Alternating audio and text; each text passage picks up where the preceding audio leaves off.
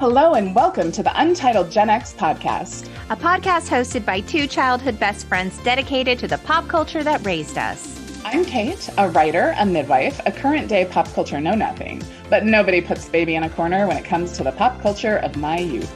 And I'm Lori, a writer and pop culture lover who's still not over how my so-called life left us hanging. Valentine's Day is just around the corner, and if you're looking for love, you've come to the right place. Today, we're spreading the love with 1993's romantic comedy blockbuster Sleepless in Seattle, starring Tom Hanks and Meg Ryan. But before we get into it, if you're enjoying the pod, we'd like to remind you to rate and subscribe so you never miss an episode. And just a friendly reminder, we're on Instagram and Facebook at the Untitled Gen X Podcast. Hey, Cate. Hey, Lori. Happy almost Valentine's Day. Yes, happy almost Hallmark-created holiday. I don't really care about Valentine's Day, to be honest, but that was the day I was proposed to. It was. This is true. So it's memorable for that fact. In fact, my proposal, oh my goodness. Let's go through this because I know the story, but I would like to hear it again. So I've been married how many years now? 22 years. Long time. But like way back when, in 1998, I was a tender 21 years old. And my boyfriend was in a band. He was in a swing band because, you know, swing was really popular in the later 90s. Like we can thank a Gap ad for that. But yep. He played guitar in a swing band and he had a gig that night with the American Heart Association. So we weren't going to actually spend hearts, get it? American Heart Association and Valentine's Day. It's all very apropos. That's a good marketing person. It is. So we weren't going to actually be able to spend the evening together, but he gave me a card and it had a dog on the front of it. I remember. I don't remember what it said. I wasn't there, but she showed me the card later. We did not have an audience. I was at my house. I lived with my parents still because I was still in college. And this card had a dog on it. And it was something like you're the doggone best. Or I don't even know. It's a cartoon so romantic. Dog. How did you not swoon? I'm not like a dog person either. Like it wasn't even that, right? I mean, I am a dog person now, but at the time I wasn't. Yeah. And I opened it and it was like blank. Like he hadn't written in it. Like it had words. The inside of the card had words, but like he hadn't written in it. And me kind of being the dick I am, because I don't know. I can kind of be this way sometimes. I took the card and I kind of chucked it back at him. I said, you didn't even fill out the card. What's wrong with you? And he got down on one knee. Like I would have been like, nope, not doing it. Not doing it. Right? You are ungrateful. No, not him. Like instead of writing inside the card, he was proposing. And of course I said yes. And then he was like, okay, gotta go, got a gig. And he left. That is my wildly romantic proposal story that I offered to you all. But in terms of like Valentine's Day and the commercialism of all of that, I would much rather just have someone express their love for me out of the blue on any given day. This is 100% how I feel. I feel like I don't care if you give me a card on the day that like American capitalism says you should. Kate, here she goes. Sorry. She's launching you guys. I care that you like give me a card because you're thinking about me. For sure. I don't care that you go and buy me a dozen roses. I care that like you pass by the flower shop on the way home on a random day and we're like, hey, I'm going to buy some flowers for my girl. I was thinking of you. Right. I've never been a fan of Valentine's Day. I don't care. Hearts, please don't ever give me anything heart-shaped. Like I dated a guy who like, he always said that I wasn't romantic, and I disagree with this. I think I'm very romantic, but like, because I didn't like hearts and flowers and diamonds, or hearts and like all these like traditional romantic things. Right. Like he bought me like heart-shaped earrings and I was like, that's not you. In fact, that's really interesting because anyone who knows you knows that. Right. For me, romance is honestly as simple as my husband makes a coffee in the morning every single morning. And like, I need that in my life. That is a very romantic gesture to me. Someone who's willing to go out and get me food. Someone who goes and grabs my slippers because I always have cold feet. That's a romantic gesture. Literally the most romantic thing that someone has ever done for me is that I was having breakfast with a guy that I really liked, and I had blueberries and yogurt. And you know how sometimes your blueberries get little stems on them? As he's listening to me, like looking in my eyes, he reaches over and he pulls the stem off of a blueberry in my bowl that he noticed that I hadn't noticed but was about to take a bite of. And I was just like, oh. Because I don't know, it's so silly. It's such an everyday thing, but like he noticed this small little detail that was important to me. That's the kind of romantic that I am. Oh, this movie is all about romance, and it's all about romance on Valentine's Day, ultimately. Yes, ultimately. And the lead up to it. And we talked briefly during the week about this, and you were like, meh. Okay, I saw Sleepless in Seattle in the theater. I was in high school. This movie came out June 25th, 1993, and I loved it in the theater. Of course, it's Nora Ephron. Like, there's just so much great dialogue that's just so signature Ephron. And she's an amazing woman. We love her. I mean, When Harry Met Sally, so iconic. One of these days we'll cover it. But watching it as someone who's maybe been married a really long time, I don't want to say like that's added a layer of cynicism to my opinion or how I feel about her. I just felt like it was good. I enjoyed it. I didn't enjoy it as much as When Harry Met Sally. I liked it. But the whole overarching theme of just magic and meant to be, I don't know.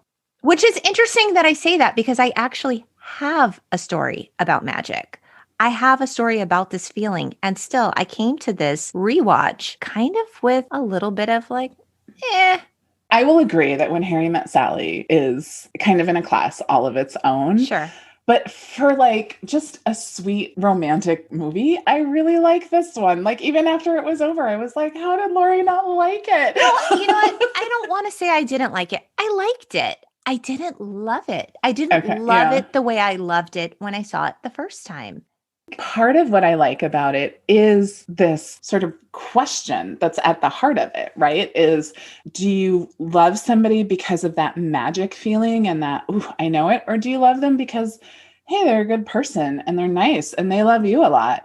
And this is kind of the time in life when you're ready for it. Like she says something like, oh, it's time to grow up and, you know, do the right thing or something when they're registering for China. Mm-hmm. And some people do. And who am I to judge? That's their choice. It's their life. I could not do that. I believe in magic. I need that spark and that sort of feeling of kismet or whatever that makes you feel like this person came into your life for a reason. Okay. So I had that when I first met my husband. You were actually there. I was. So I was 17 and Cate and her other bestie had made friends with a couple of guys and they'd been hanging out with them. And I was invited to tag along and we went to this coffee shop that's sadly no longer there. It's now condos. Oh. The place where I got married is now a CVS. So, you know. Oh, yeah, that's romantic. It happens. And so it was like this cool little hangout spot. And we went there and I met him and I didn't really think anything of it. And it was fine. We didn't talk all night. And there was a park across the street and he had his guitar and we were all hanging out and he started playing Wild Thing. And we got to the part of the song that wasn't the chorus and only he and I knew the words. And all of a sudden, we're both singing together. And I look at him and he looks at me. And I swear to God, Cate, I felt a lightning bolt through my body. I felt a sense of magic that I had never felt before. Of course, I was 17. I didn't have a lot of life experience. I don't know if you get to feel that lightning bolt multiple times in your life. You do. Sam asks the question. He says, I don't know that you get to do this more than once. And right. And he also says it just doesn't happen twice. Yeah, there you go. And so I felt it. And from that moment on, I was completely infatuated with him. And it was like a spark just through my body. And I swear to God, I knew. So this is something that I find interesting, though, because people are always like, oh, no, like I knew. And I will tell you that I have twice in my life had that feeling. Yeah. And it didn't work out. So I don't want to like poo-poo anybody's like, I knew, but like, it's easy to say it in retrospect.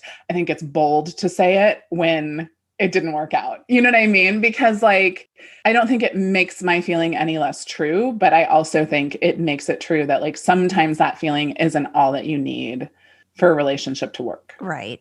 I think that that spark and that feeling for me is a necessary ingredient to like moving forward with a relationship. I have been in relationships where that spark wasn't there, and I sort of tried to talk myself into it. I can see why somebody would. I can remember having a conversation with you I met this guy. He lived a few hours from where I lived, and he did all of the right things, right? Like he bought me dinner and he was polite and he just made an effort. Like he was great. And I just didn't have a spark for him. I really liked him. And I can remember driving to his place and I was on the phone with you. And I said, I don't know. Like, I just don't have that like sparky butterfly feeling. And you're like, maybe these are grown-up sparky butterflies. Maybe they feel different. And at that time, I hadn't had them in a really long time. So I was like, maybe she's right. But then I met a guy later, like after this guy, and was like, oh no, sparky butterflies are a real thing when you're a grown-up. So the moral of that story was don't come to me for relationship for relationship advice. Well, this film holds a special place in the heart of the Gen Xers because this was wildly successful. It made over $227 million worldwide.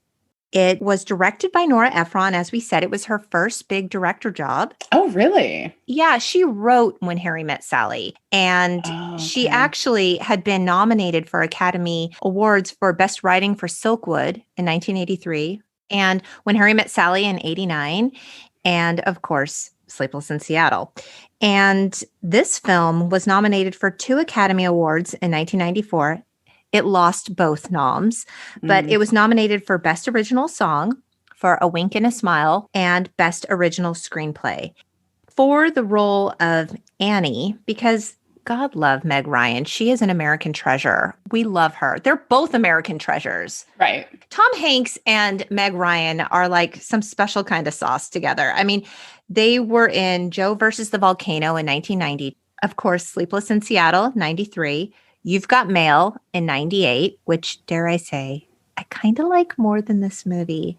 Okay, I said it. There, I said it. I like You've Got Mail, but sometimes when I watch it, I'm like, he's really a jerk. He is a jerk. And like Tom Hanks, he's a really nice guy. So that it can be kind of tough to wrap your brain around, I know. But they also collaborated as recently as 2015 in a film called Ithaca. Oh.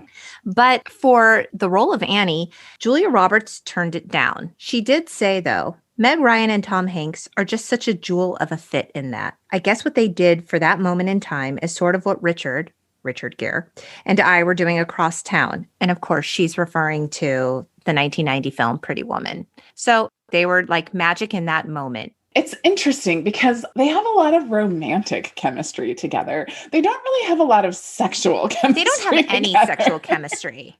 Which is really interesting for a leading man and a leading lady. Other people considered for the role were Michelle Pfeiffer. She has a little bit more of an edge to her that I'm not sure would have been quite as endearing. Jennifer Jason Leigh, Jodie Foster. I think she is amazing. But again, she doesn't make me think like lighthearted rom-com. Right. Me neither. And Kim Basinger actually turned it down because she thought the premise of the film was ridiculous. I mean, maybe she stands by it, but I would be like, that has to be hard when you turn something down, particularly if you think it's dumb, and then it becomes really popular. We were talking about the fact that Michael Keaton turned down Groundhog Day. Yeah, he went on to say later that he really regretted that choice. Yeah, I mean, and how can you know? Because also, like, you can end up making something really terrible. And then all of a sudden you're attached to that movie forever. And you're like, I knew it was going to be bad. We can't all be winners. And this was a winner. So for the role of Sam, of course, played by our beloved national treasure, Tom Hanks, he turned it down before Ephron did a rewrite of the script because he just didn't think he was right for it. It'd be so interesting to know what it was like before the rewrite, because what was it that made him think he wasn't a good fit for it? Yeah. And also considered for the role was Dennis Quaid, who at the time was Meg Ryan's husband. Yeah. Well, and then Tom Hanks' wife plays his sister-in-law, right? His sister-in-law. Plays his sister. Okay. Rita Wilson. Mm-hmm. Yeah. We learn at the very start of the film that mommy got sick. Mm-hmm. They're at the funeral for Maggie, who passed away due to cancer. They kind of allude to that later. Mm-hmm. And he has an 8-year-old son named Jonah. So we find out that Sam is an architect and they're living in Chicago at that time. And he basically tells a coworker, like, I need a new city. I need to be able to go somewhere without constant reminders of Maggie. Which obviously we need this to drive the story forward because it's not Sleepless in Chicago, but It doesn't have the same ring to it. Right, it just really doesn't. Susie, his sister, tells him, like, oh, in a few months, you're going to start dating. I don't know. I don't know if, like, soon after your brother loses his wife that he was madly in love with, you go on to say something like, you're going to be dating soon. Like, people say really dumb stuff when people die. And people's favorite thing to say is like, it'll be better soon. And I understand because it's such an impulse to say that. Even like I want to say that to people when they lose someone. And I remember just glaring at people when they would say that to me because I was like, I don't care how it's going to be later. It's really bad right now. Right. Like, I don't even know that it's appropriate to say it'll be different soon because it does evolve and change, but grief is a beast. It's with you always. Right. Well, and I think we're so uncomfortable with uncomfortable feelings in our culture. And so just holding space for people in the feelings that they're having can be really hard, but I think it's also really important. And we tend to want to move past them and say, it's going to be better. This is going to happen. But again, like I understand why they threw it in here because it drives the story forward. So now we're in Baltimore and it's 18 months later. We meet Annie in her loose French braid, which is really, Cate, when I saw this movie back in 93, this was really the star of the movie to me back then. I was so focused on Meg Ryan's loose braid throughout the film. I have tried to have that braid and at times my hair was long enough, but no. So we meet her loose French braid and we meet her partner, Walter, played by Bill Pullman. It's a very formal name. Walter. Did anyone ever call you anything but Walter? No. Nope. Not even when you were a kid? Nope. No. Because he is Walter. He is a Walter through and through. And they're getting ready to meet her family for the first time on Christmas Eve. And this is where we find out that they're engaged. And he's allergic to pretty much everything. And it's a sexy quality. We then see Annie and her mom in the attic. This is actually an important scene because her mom gives her grandma's vintage wedding dress, which is really so beautiful. It is. And the veil. Yeah. And her mom goes on and on about all the magic she felt upon meeting her husband, Annie's dad. Right. This is where we're introduced to this idea, this theme. Yes, this theme of magic. And Annie says, oh, I don't believe in signs. And she hugs her mom and the wedding dress rips. And Annie immediately, she just said, I don't believe in signs. She says, it's a sign. And her mom's like, you don't believe in signs. Right. So she's fighting that feeling. There's already a sliver of doubt there because she knows she doesn't have that magic feeling with Walter. Walter's a great guy. He checks all the boxes, perhaps, except for not allergic to everything and magic. Right. He's a good guy. As we will see how good a guy towards the end of the movie. Right. So, like, really, Annie, which is it? Is it signs or no signs? And part of me kind of understands it. Like, she's a journalist. Her job is based in facts, right? Like, she is getting down to the truth of situations and what is real and leaving emotion out of it. So, in a way, I kind of understand that. Do you believe in signs? When I was younger, I really believed in signs. As I've gotten older, again, like the cynicism has crept in somehow, but I would very much like to believe in signs. I like the idea of them. I am somebody who kind of believes in signs, but they can go either way. And sometimes they happen and I'm like, no, that's not a bad sign. And then they are. Okay, well, let's go back to my wedding ring or my engagement ring for a moment. So my engagement ring was platinum and it was vintage and I loved it. Anyway, I wore it all the time and I wore it in a hot tub before I got married and it cracked. Oh. And I was like, is this a sign? Like, this is the very symbol. Right. Of our love. Of our love and pending nuptials. And I really had to like compartmentalize that and be like, you know what? It's vintage. It's very thin. It got too hot and I broke it. Like, it's not a sign. But like, had the relationship not worked out, I could have easily revisited that and been like, that was the sign. And I ignored it. So I don't know. Yeah, I think it's not so much that it's an event, because sometimes events happen that aren't positive and they don't feel like signs to me. But like when the event happens and it feels like a sign, that's when I'm like, oh, if it's bad, I'm like, oh no. When it's good, it's great. Okay, so Annie and Walter are going to go to Walter's house, but they're driving separately, like Walter's family's house. So Annie's alone in the car and she turns on the radio and she tunes into Dr. Marcia Fieldstone. They have a caller. It's 8-year-old Jonah from Seattle. This is Sam's son, whose Christmas wish for his dad is, he says, I think he needs a new wife. And this is kind of where the film lost me. I'll tell you, I think this was kind of a big part of it. This whole thing that Jonah's on a quest for a new mom and that his dad needs a new wife. And I get it. He knows his dad is sad. But I don't think at 8 years old, a child who's lost a parent is hoping for a new replacement parent, a new partner for their parent. I just don't know that that's a thing that kids do. And so that felt disingenuous to me. And I honestly think that might be my biggest problem with the story.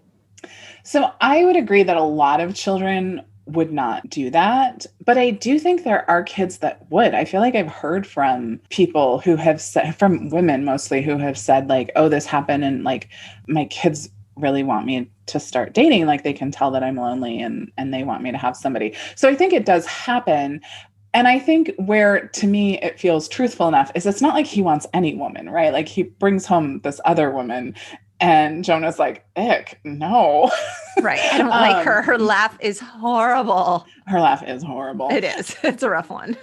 So it's not like he just wants any person to fill that. But I think, to me, the way that I interpreted it is that it sort of goes to how great the romance was between his mom and dad, that he wants his dad to have that again. He wants that in his life again. And he knows it, right? He knows that's not what's happening with this other woman. Victoria. Yeah. So interestingly, because I'm often skeptical of things, it didn't throw me off because it seemed plausible. Okay. So Dr. Fieldstone, does she go by Dr. Marcia? Yeah, you can call me Dr. Marcia. Dr. Marcia asks Jonah to get his dad on the phone. And he talks to her and he reveals that he lost his wife 18 months ago. He hasn't had any relationships since. He's not sleeping very well. And Sam tells her, Maggie made everything beautiful. It kind of broke my heart. I do have a theory that the perfect man to date is a widower who loved his late wife tremendously and had a really good relationship. I am shocked to hear you say that because I have always thought that would be the most difficult relationship to be in because you could never measure up to the woman he loved that died.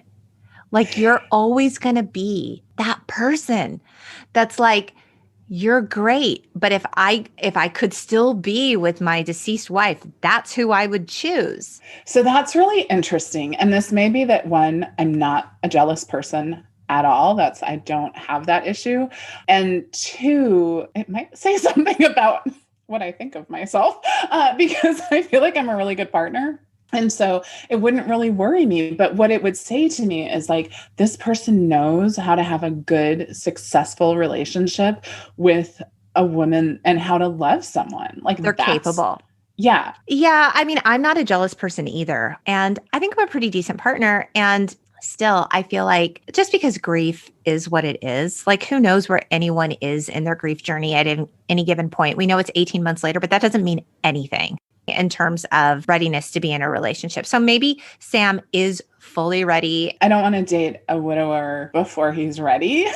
Let me be clear about that. I'm not like out like, but it just you're not reading the obits and no, like, oh, they left. Yeah. So in talking about what made her so special, Sam says, I knew the very first time I touched her, it was like coming home. And Annie starts crying in the car listening to this. He says, it was like, and they both say magic. We cut to Annie at work. She works at the Baltimore Sun, and she's a reporter there. And Becky, played by Rosie O'Donnell, love her. In fact, Rosie O'Donnell, Rita Wilson, and Gabby Hoffman, who's also in this film, all worked together in the movie Now and Then in 1995. Oh, I've seen that movie, but not in a really long time. It's cute.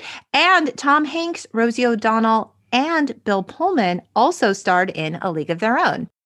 And so Becky shares an article about 2,000 women who called into a radio station after hearing Sam on the radio. And she suggests that Annie write a story about it. Right, because Annie's like, oh my gosh, I heard that in real life.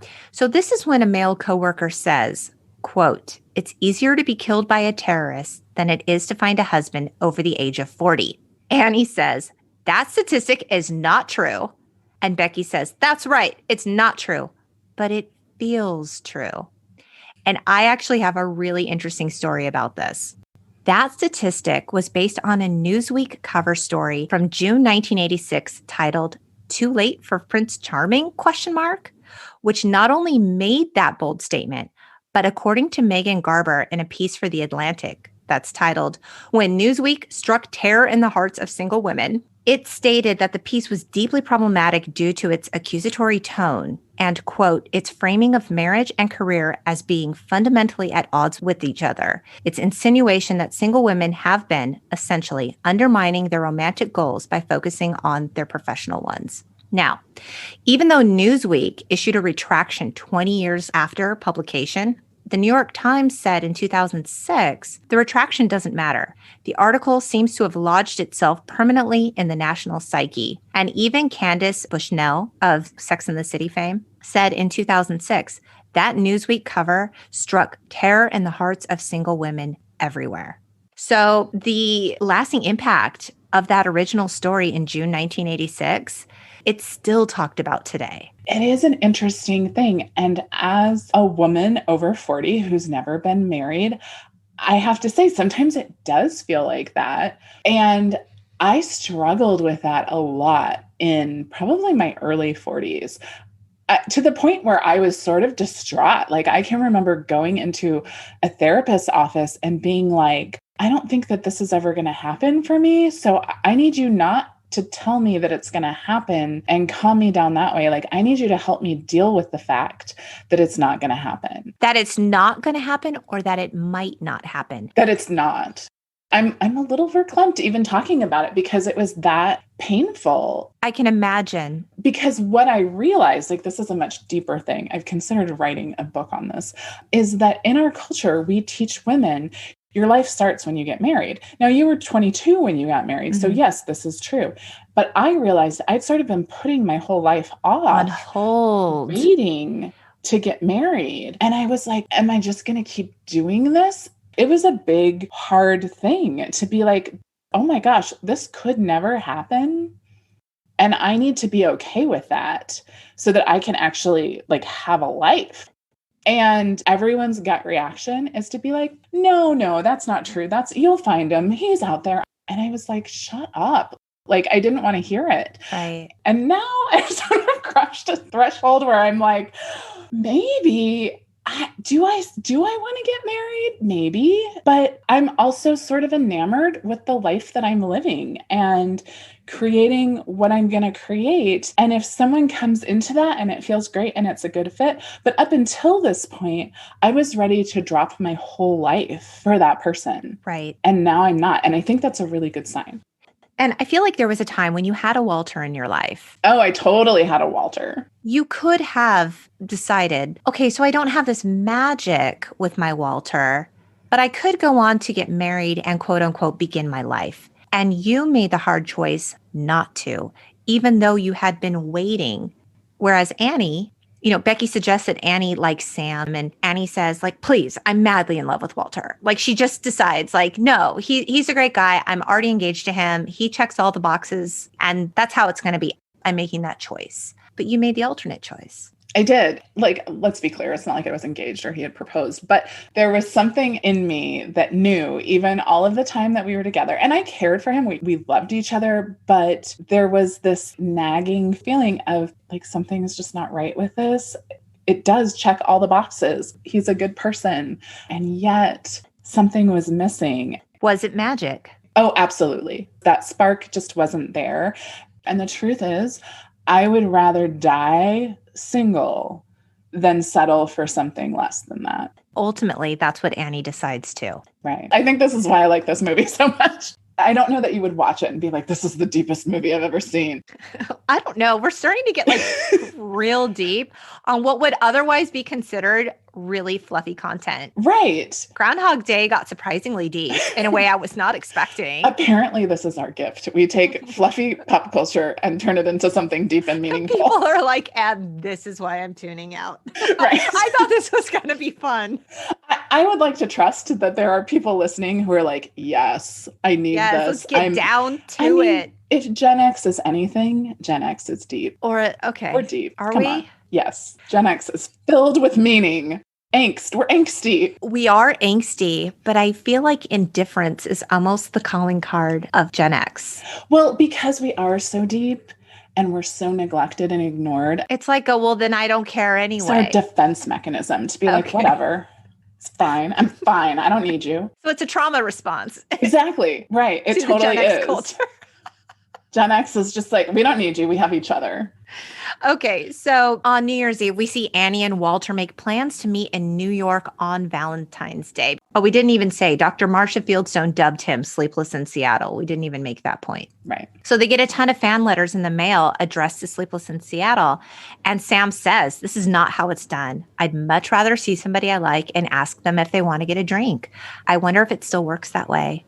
And yeah, like apparently it does not. His friend, Rob Reiner, is telling him what it's like. It's so great. He says, you have to be friends first, then you neck, and that could go on for years. Then you have tests, as in STD tests. Yes. Then you get to do it with the condom. The good news is that you get to split the check. Right.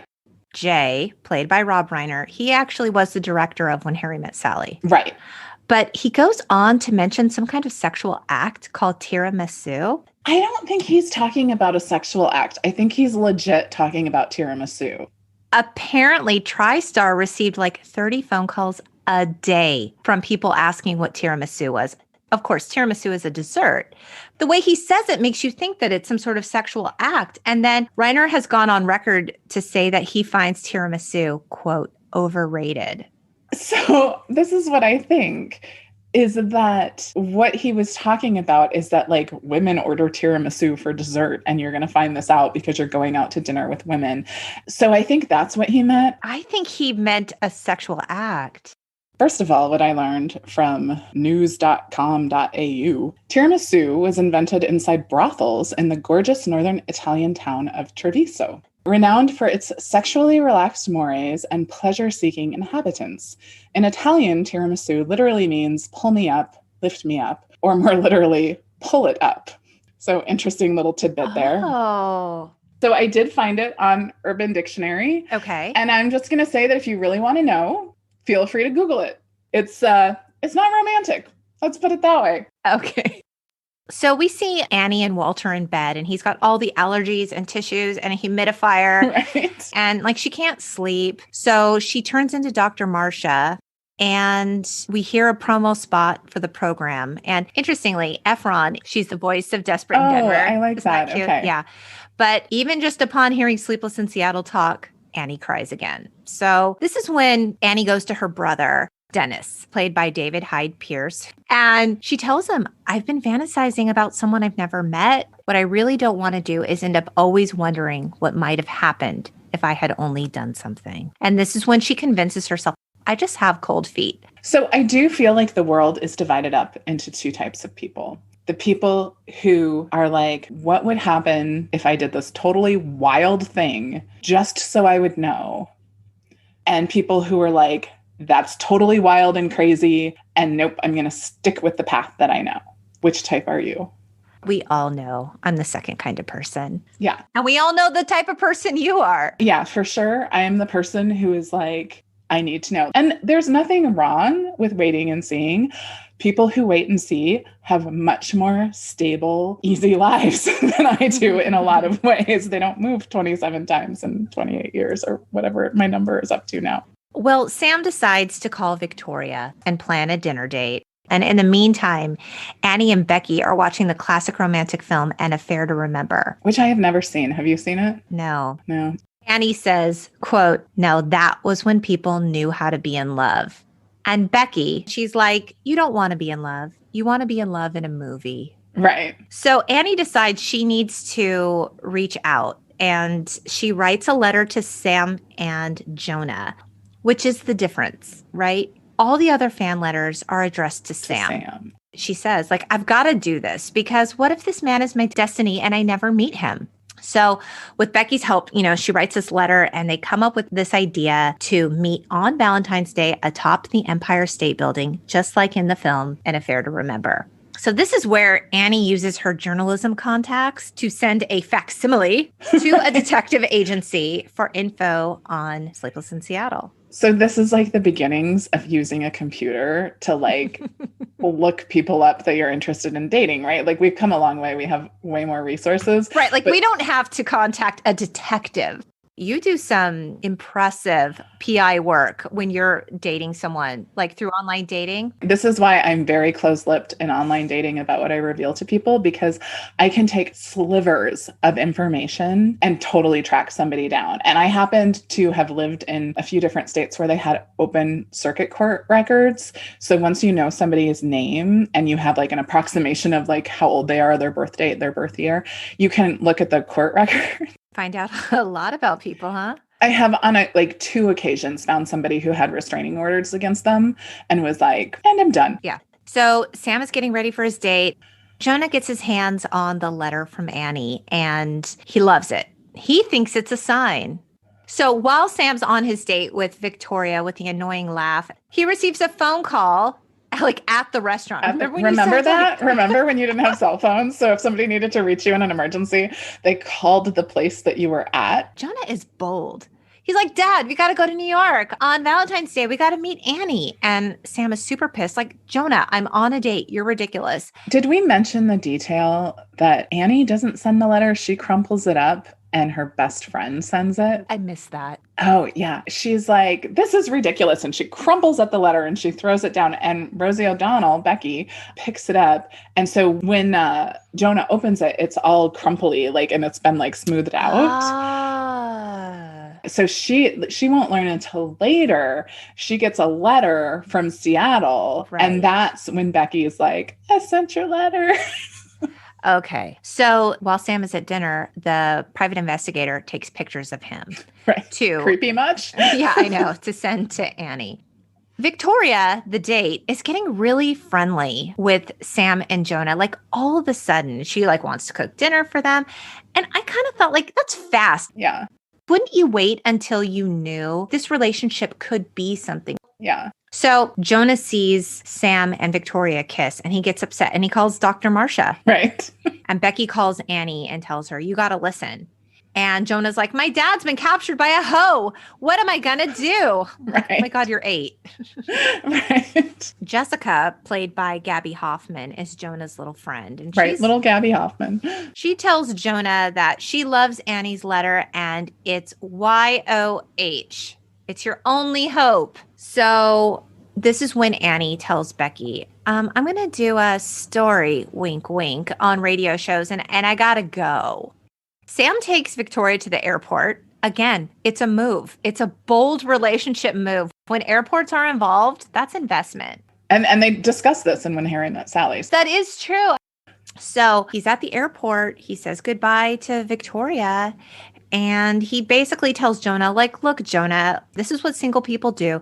They try on other people to see how they fit, but everyone's an adjustment." Sam goes on to say, there's no such thing as a perfect, and then he stops short because he sees Annie coming off a plane. And it's like he knows. He senses some magic. Now Annie's in the car with a giant paper map. Oh my God, those were the days. Right. This is kind of weird. This is a really bold stalker move. I'm sorry, Annie, you're kind of a stalker. She goes to their house. she totally stalks him. And I thought to myself, isn't it interesting that in movies, like when a woman stalks somebody, it's considered like cute and romantic. And then I was like, oh, except in Fatal Attraction. Right.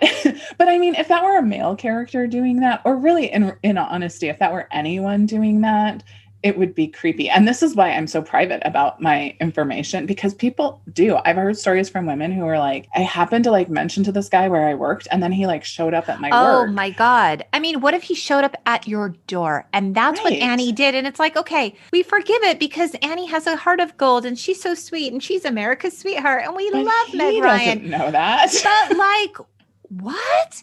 Don't do that, people. Don't be like, it's going to be No. a romantic gesture and I'm going to go do this thing. Katie, it was a real stalker move because they weren't home. And then she sees them on the boat. And then she gets in her Follows car them.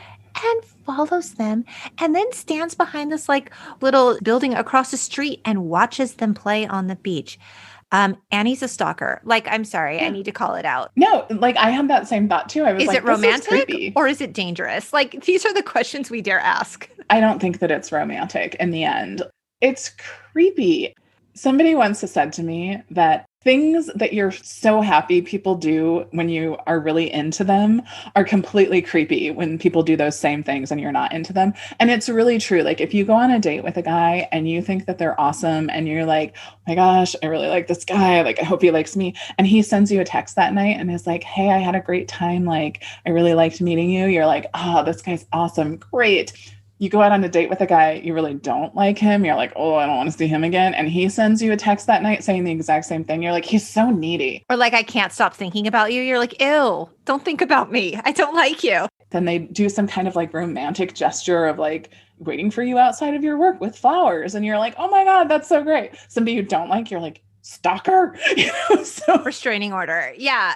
the key is if you're the person who's going to do that, you better know which one you are, right? Because otherwise it's going to be bad. And otherwise you could have your day in court. Right. Yeah. So Annie calls Becky from her hotel room and she's like, I watched him. I couldn't do it, but I'm going to talk to him tomorrow. And she asks Becky if she's crazy. And Becky says, no, that's the weirdest thing about it. I don't know if the law would agree, Katie. I really don't. Because that's not the weirdest thing about it. The weirdest thing about it is that she followed them and went to his house. Yeah. I mean, I remember in high school when we liked a certain boy or a boy had done something wrong. When you would call. Well, we would do a lot of drive-bys. We would drive by their house. Is their car at home? Where are they? What are they doing? It's the Gen X equivalent of like stalking somebody's social media.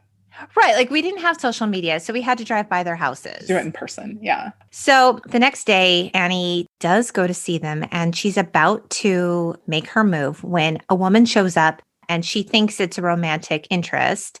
Right. And it's really his sister. And so there she is. She stops short. She's standing in the middle of the street. And this is a nod to an affair to remember when the female character gets hit by the car. Oh. And this is why she can't meet up with Cary Grant. Right. There's an oncoming truck. It honks at her to get out of the way. Sam hears the honk. He sees her and they lock eyes and he says hello. And then a cab, of course, almost hits her. And we see her back home telling Becky, all I could say was hello. And that is a line from An Affair to Remember. And Becky tells her it's a sign. Right. Here we are again, signs. Annie gets her letter from Sleepless in Seattle. It's, supposedly from Sam saying they are MFEO, made for each other. And of course, it was written by Jonah. Jonah is essentially really mad at Sam because Sam's going to go on an overnighter and he's going to get to do it with Victoria. And he hasn't done it in a really long time. And Jonah's mad and he doesn't want him to go. And they fight. And he books a flight to New York to be there on Valentine's Day to meet Annie. Yeah. I don't need you to go, Dad. I'll do it myself. Right. It helps when your best friend's parents are travel agents. Right. There you go. And leave their computers unattended. It's rather serendipitous, actually. All of a sudden, Sam is ready to go on this trip. And oh my God, Jonah's not there. And we see Jonah on the plane, just making his way to New York as an 8-year-old. Right. Do-do-do. No big deal. Jessica has to tell Sam where Jonah is. And Sam's like, oh my God, he's on a plane alone. And this kind of is where it lost me too. Like, why didn't Sam call the police?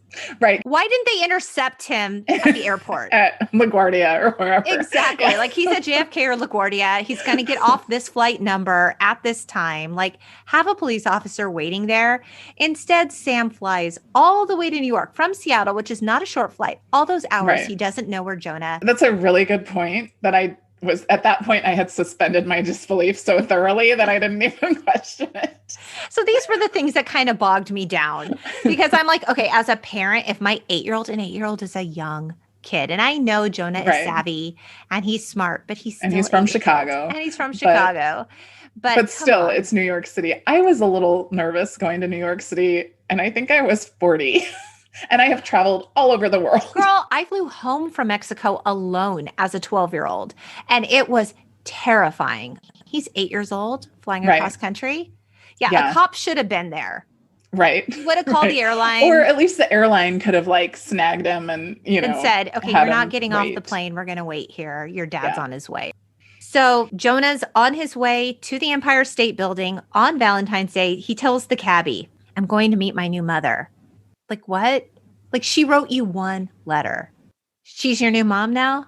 Well, he just knows. It's magic. He's 8.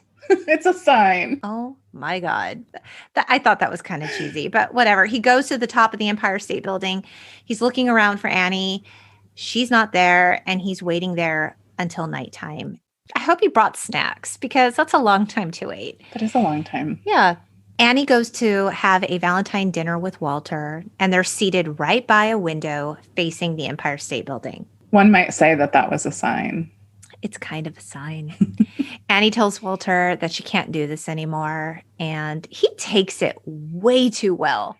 This is where you're like, wow, he really is a good guy. But this is the other thing, is that I suspect that on some level he must have known. He knew. Yeah. This is when the Empire State Building lights up with a big heart. And Annie says, it's a sign.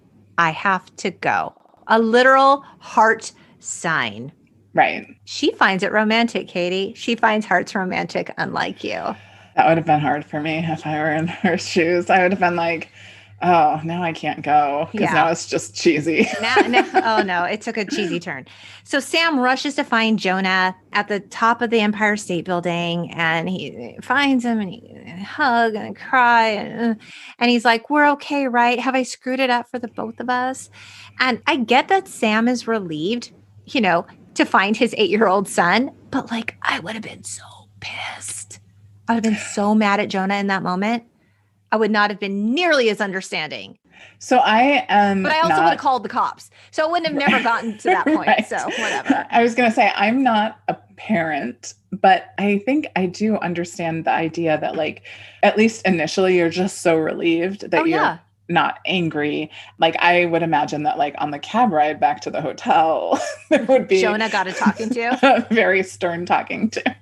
Sam and Jonah, head down the elevator to leave, and they miss Annie going up to the top. Right, because she gets there too late. They're not letting people up. But the security guard or the person in charge, she tells him why she's there. And he, of course, and I would imagine anybody who works at the Empire State Building on Valentine's Day knows the story. But also he's like, oh, that was my wife's favorite movie. Like, go ahead. It's okay. And I have to say, sometimes things like that happened. I used to work for a certain store and we had flowers and we were closed. And I was very strict about like being like, no, you can't come in, we're closed. And this guy came by and he was like, please. And I was like, no. And he goes, my wife's at the hospital down the street and she just had a baby and I need to bring her flowers. And I was like, have all the flowers for free. I was like, you are lucky that the soon to be midwife is manning the door. And so I did. I gave him the flowers for free. Sam and Jonah are heading down the elevator. Annie reaches the top. There's nobody there, but she does see a backpack. A Seattle backpack. And then Sam and Jonah come back to retrieve the missing backpack. Sam says, it's you. And she says, it's me. And Jonah says, are you Annie? And Annie says, yes. And Sam says, you're Annie? And this is when he reaches out his hand to her and they walk out holding hands and looking at each other and smiling a lot. So this is the part he talks about how he knew with his wife, he knew when he touched her hand to help her out of the car. Mm-hmm. And so he knows when he touches Annie's hand. He has the magic hands. Yeah. And then they're just all googly eyed for each other all the way down the elevator. He's a magic man with magic hands. Right. Here, this is a love story between Sam and Annie, who literally spend 2 minutes on film together. Right. Like essentially. Which you almost don't even realize. No, you don't. Because I feel like I remember somebody being like, oh, well, you guys were in Sleepless in Seattle. And they were like, sort of. Like 2 minutes of screen time. Isn't that like, wild? You know, because, they wouldn't have been on set together necessarily for any reason.